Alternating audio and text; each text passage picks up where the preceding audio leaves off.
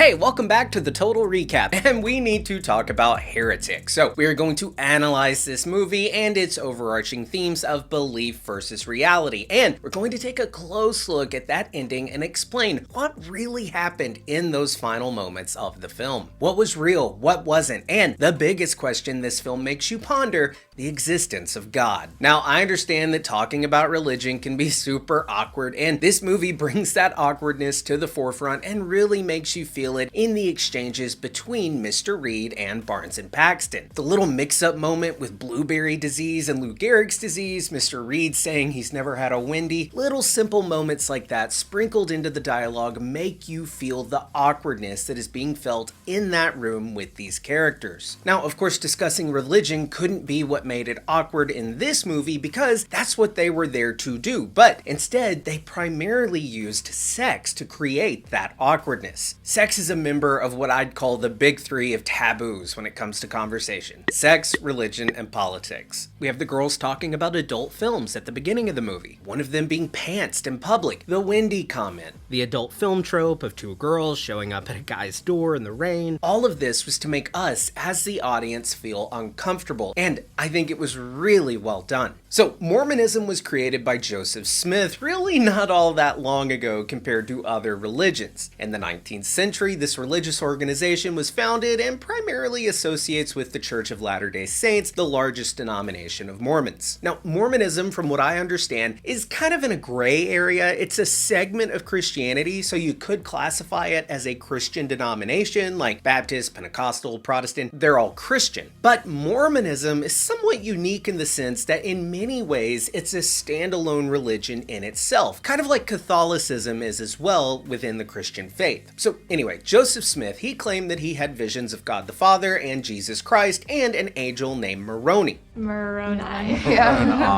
So Mr. Reed was of the opinion that Joseph Smith was a fraud. And you know, the filmmakers were smart to use a newer religion like Mormonism to ease the audience and these two girls into questioning their faith. He works backwards from the newer religion to the oldest religions and to his overall point of what that true original purpose of religion was. And this is also shown to us by having the girls start at the front door and then working their way to the back of the house and then down into the depths of this dungeon. Religions like Mormonism and even non-Christian associated religions like Scientology are relatively new. Mr. Reed, however, is trying to point out that other religions like the big three, Judaism, Christianity, and Islam, are, in his view, just as fictitious as newer faiths like Mormonism. Mr. Reed makes the point that while certainly older than Mormonism, these big three aren't really that old in comparison to other ancient religions that far predate the big three. The best argument for there being any validity to the existence of a god from a theological standpoint is that the same story does seem to be told time and time again across many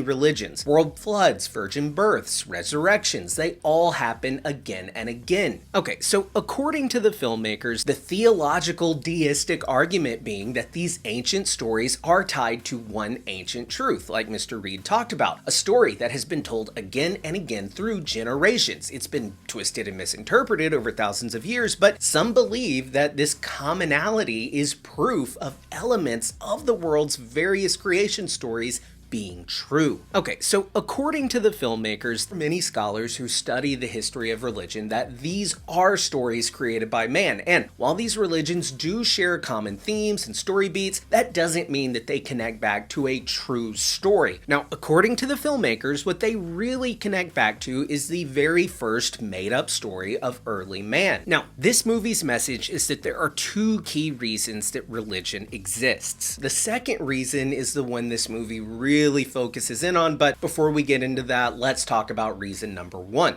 Primitive man had no understanding of who they were, why they were, or how they were. So it makes perfect sense that a species of storytellers would conjure up thoughts and ideas about how they got here and why they were here. It's human nature to theorize. Hell, that's 75% of my job. And in a time predating traits like critical thinking, religion, like a virus, spreads. And I don't mean to accompany any negative connotation by using the word virus. I'm simply saying that they do spread the same way, sort of like memes and the study of memetics. And this was all really well portrayed with Mr. Reed's Monopoly example, or the Hollies and Radiohead and Lana Del Rey, or with Spider-Man and Voltaire, or Star Wars The Phantom Menace being one of the most recent virgin birth stories. Star Wars is doing it again, yet another example of this story being passed down generation to generation because it resonates with humanity. And it makes perfect sense that only stories that resonate with humanity would be passed down through generations. So anyway, as various people start to share various stories and centuries pass, you can easily see how religions would form and be believed. Now, according to Mr. Reed, that's only half of it. The second reason, perhaps even the bigger reason on why religion exists is, for, you guessed it,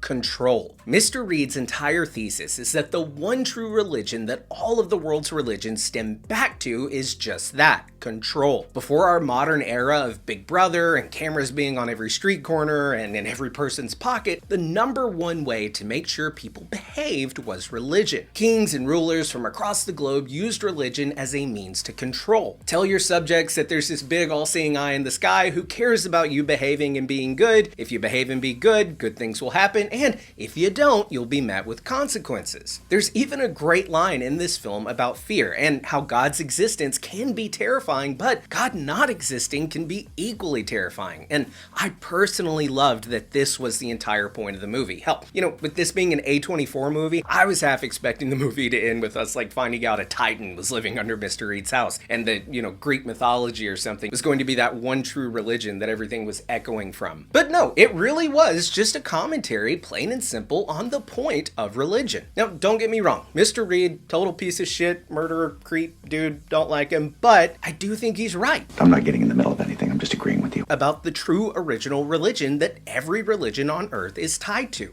It's the religion of control, and using religion to control people, force people to suspend critical thinking and blindly follow fate. And that's the entire point of the movie. It's about truth. Mr. Reed's entire mission was to push these two missionaries to question their faith and to embrace his truth. Mr. Reed's non-existent wife that the girls had faith existed was the first crack in their faith armor. Upon their discovery of a blueberry candle creating the smell that they thought was his wife's pie, this symbolized the girls using evidence-based reality, that being the candle, to distinguish their faith in the existence of Mr. Reed's wife and their faith in trusting Mr. Reed. In fact, there's this really great line in the film, things you believe because people told you to believe them. Now, at the beginning of the film, for me at least, I got the impression that Barnes would be the focus of the film, but it's so clear come the end that Paxton would of course be the center character. The backstory we got for Barnes, with comments like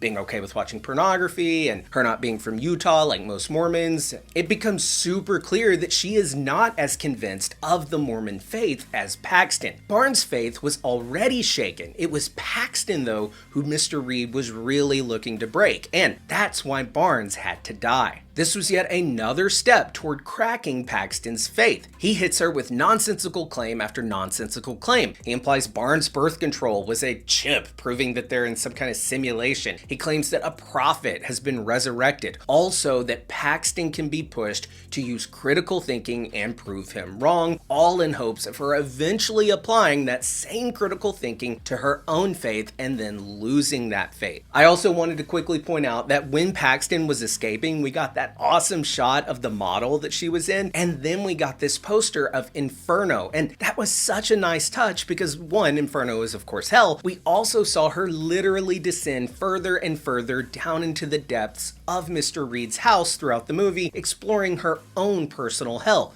the consequences of her faith. Now, lastly, I wanted to touch on that ending and whether or not Paxton truly escaped. Barnes was dead. Her getting back up and saving Paxton from Reed, I don't think that was real. And I think this is proven with the white clouds in the sky that Paxton looks upon, something that was discussed earlier in the film pertaining to what you experience in death. And of course, there was the butterfly landing on her hand, not her fingertip like she mentions earlier in the film, but just on her hand, and then immediately disappearing. hearing. This not only connects to Paxton's earlier comments about wanting to become a butterfly when she died, but it also ties to the mention of the butterfly dream. The butterfly dream being this ancient Chinese tale about the difficulty of knowing when you're dreaming. This ending is meant to be ambiguous in the sense that we are meant to question the ending and come to our own conclusion on what we believe is true, what we believe really happened. It all comes down to perception. Someone like me is more inclined to have a more grounded explanation and just assume that this whole escape scenario was just a hallucination she was having as she was dying. But a more faith-based person may be more inclined to interpret her escape as real, and perhaps her faith and her final prayer was answered. But I want to hear from you guys. What really happened at the end of this movie? What was real? Who died? Let me know in the comments below, or you can at me on Twitter. I've been your host, Colton Ogburn, and I will see you next time. What about the guy you lobotomized? Did he get a refund? I